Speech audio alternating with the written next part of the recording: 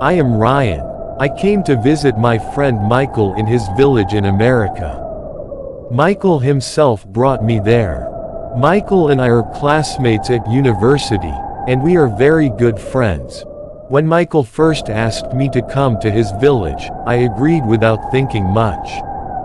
The reason was simple. I had grown up in the city my whole life, surrounded by bricks, concrete, and suffocating air.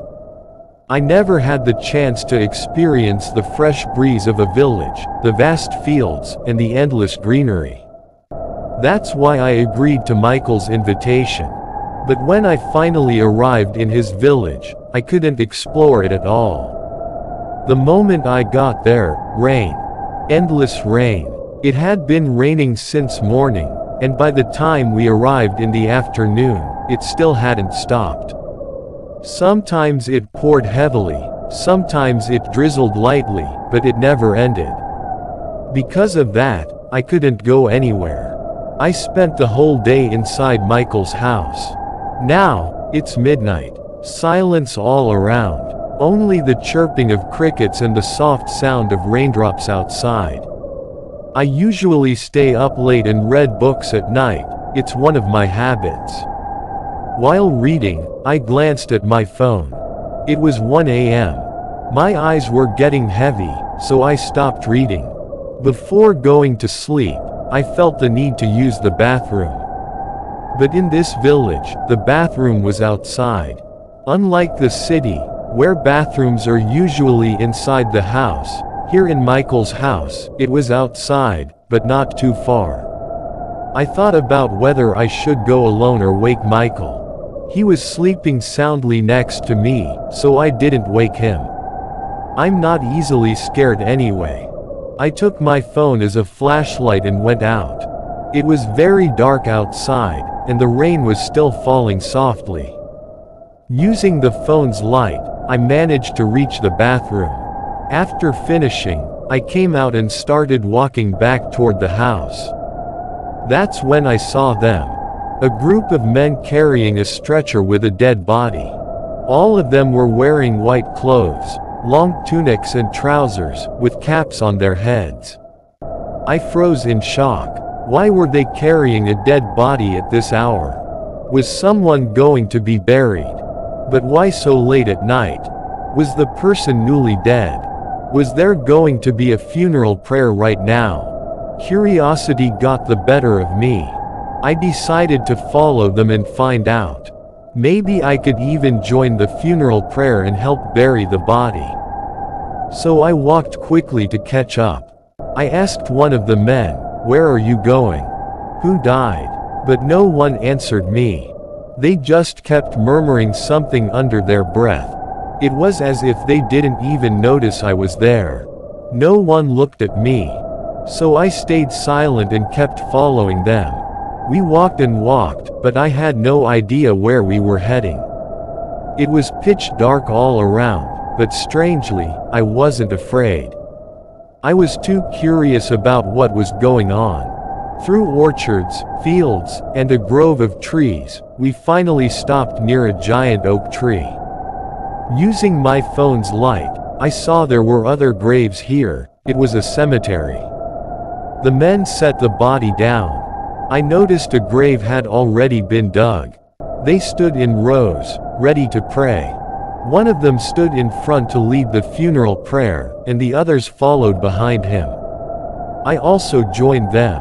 The prayer began. Everything seemed solemn and serious. When the leader turned his head to end the prayer, I did the same.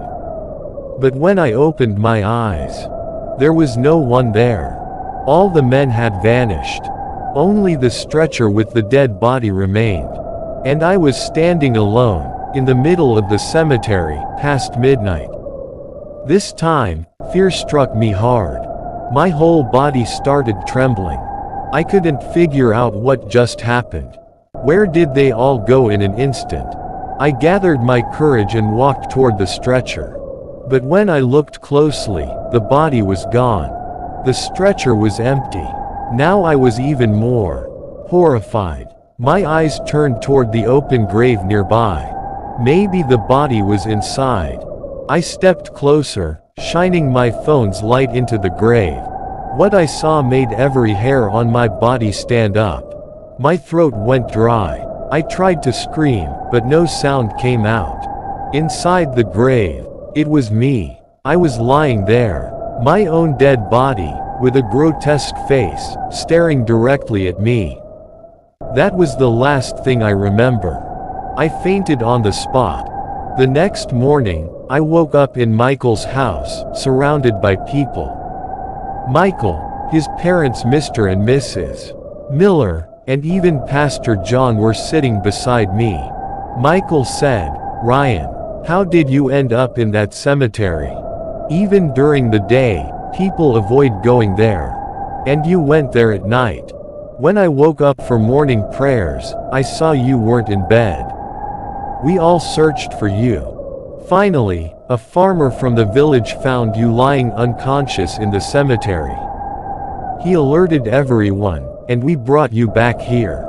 Why would you go there alone?" I replied weakly, "I only went out to use the bathroom. You were asleep, so I didn't wake you." Michael frowned. "That wasn't right, Ryan. You should have told me. This is the countryside. Danger can come unexpectedly. What if something bad had happened to you? How would I explain it to your parents?" "I'm sorry, Michael," I said.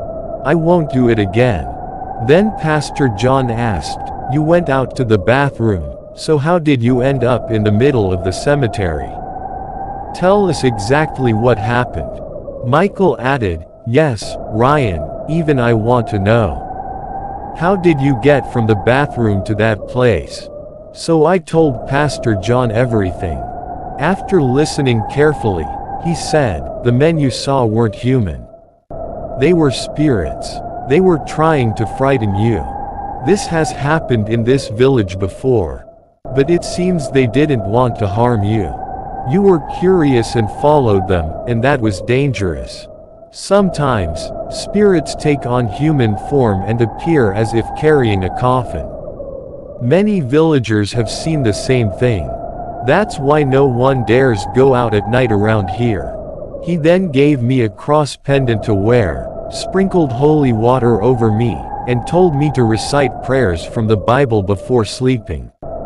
I stayed one more day at Michael's house but felt restless. The next morning, I left for the city. I had come to see the beauty of Michael's village, but instead, I had encountered something terrifying.